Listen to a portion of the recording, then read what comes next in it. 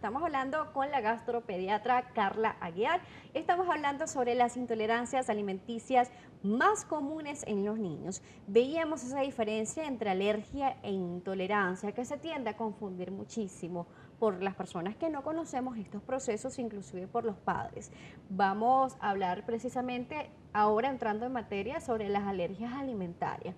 ¿Qué es lo más común que sucede y cómo reacciona el organismo de este niño cuando come este alimento al cual es intolerante?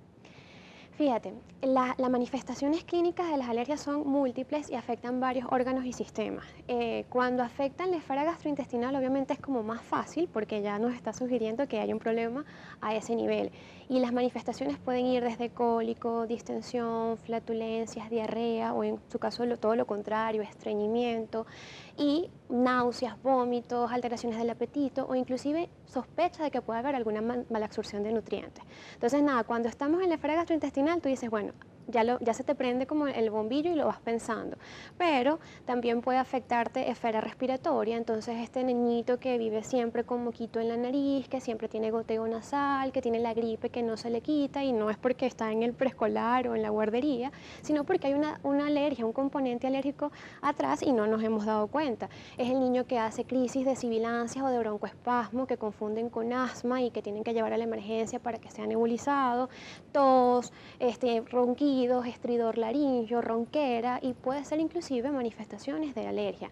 También al sistema nervioso, irritabilidad o inclusive depresión, falta de atención, anemia, disminución del contagio de plaquetas, o sea, la variedad de los síntomas es desde un extremo hasta el otro totalmente opuesto, como pudiese ser, por ejemplo, aquellas que producen incluso más emergencia, que inclusive pudiesen poner en riesgo la vida cuando se manifiesta la alergia como una anafilaxia o como una reacción anafiláctica, pues que es la que Claro, todo que el son de mundo repente la que más se sale reconoce o la corriendo. gente dice, tuvo una reacción alérgica, hay que actuar rápido. Exactamente. O las otras que uno también reconoce que son las que son a nivel de piel, como dermatitis, eczemas o las ronchas o abones o estas reacciones tipo urticaria que también hacen que uno salga corriendo a la emergencia, pues. Normalmente siempre asociamos las alergias y las intolerancias con los mariscos y pescados. Ujú. Sin embargo, hay otros alimentos que también lo pueden desarrollar. No toda persona es alérgica ni intolerante a los mariscos. Sin Exactamente. embargo, hay algunas que lo pueden desarrollar con el paso de los tiempos.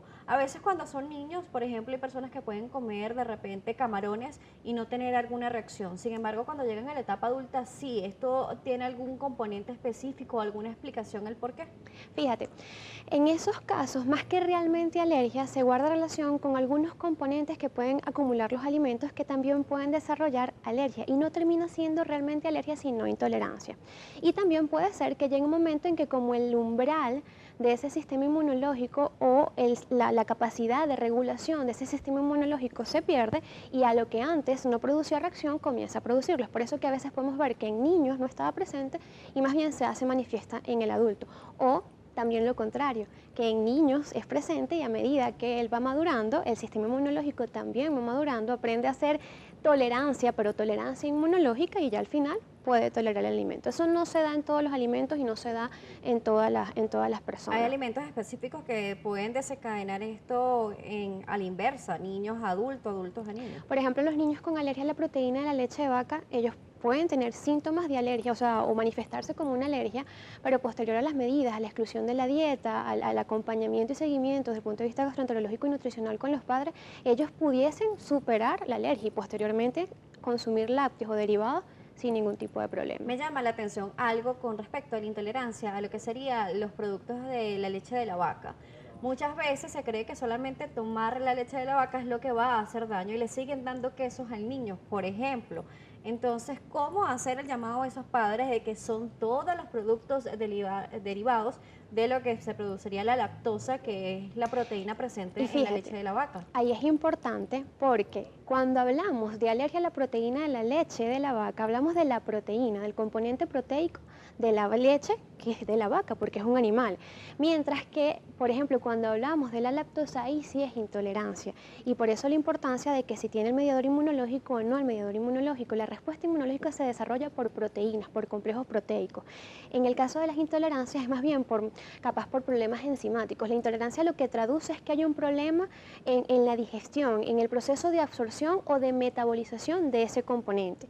Entonces, planteándonos en la leche, si vamos al componente proteico, ahí sí se desarrolla la alergia a la proteína en la leche de vaca. Entonces, lo que debemos excluir al ser la leche, no por la lactosa, es por el componente proteico. Si estamos hablando de intolerancia a la lactosa, igual hay que eliminar los lácteos de la dieta, no por el componente proteico, sino por la lactosa. Pero, por ejemplo, un paciente que tenga una intolerancia a los lácteos sí pudiese tomar leche deslactosada, porque el problema está o desencadenado es por el azúcar de la leche, mientras que los pacientes a veces en consulta me dicen, no, sí, bueno, yo le di leche, pero tranquila doctora, que es leche deslactosada. No, ahí realmente no estamos solucionando, no estamos eliminando, porque la alergia no es la proteína de la leche de vaca. Entonces sí, al momento de hacer la exclusión de los alimentos, si estamos hablando de una alergia a la proteína de la leche de vaca, tiene que ser lácteos y derivados, y cuando hablamos de derivados, quesos, mantequillas, natillas, o todos aquellos productos que en su preparación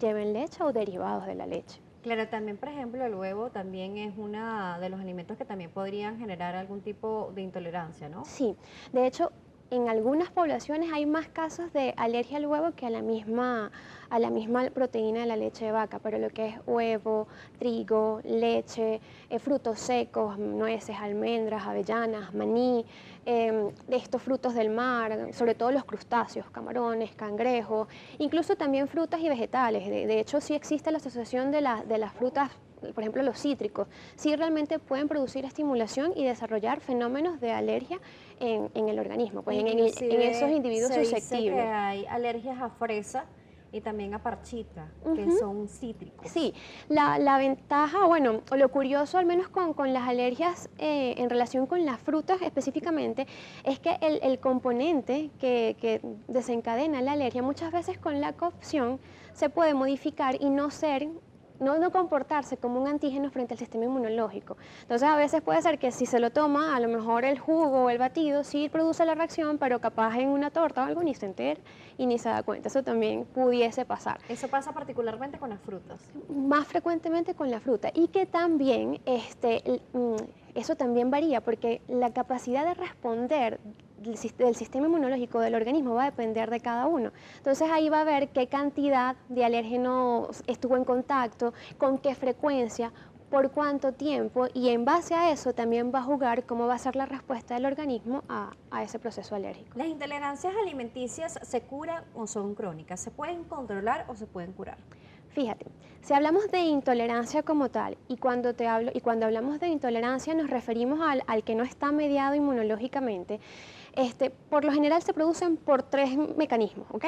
Basémonos, por ejemplo, en la lactosa, ¿ok? Intolerancia a la lactosa. Puede ser, por ejemplo, que sea primaria.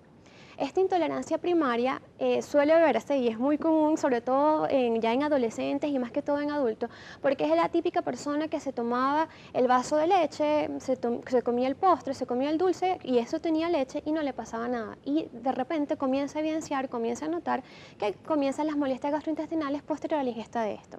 Esta deficiencia primaria es típica. Nosotros nacemos o a medida que vamos madurando, la capacidad de nuestro intestino, de nuestras vellosidades intestinales de producir lactasa, que es la enzima que degrada la lactosa, va disminuyendo. Entonces, la intolerancia primaria a la lactosa es algo que probablemente se va haciendo más evidente a medida que pasa el tiempo. También están las intolerancias secundarias. Estas son en las cuales, si se quiere, no es que hay un problema, es un problema que es secundario hay una lesión a nivel intestinal, que es lo que desencadena la alteración de esta actividad de la lactasa. Por ejemplo, posterior a un episodio de una gastroenteritis, de una diarrea viral, donde hay daño o lesión de las vellosidades, y con este daño y lesión de las vellosidades uno tiene una intolerancia transitoria a la lactasa o a los disacáridos, porque sencillamente no voy a tener la enzima que me permita degradar.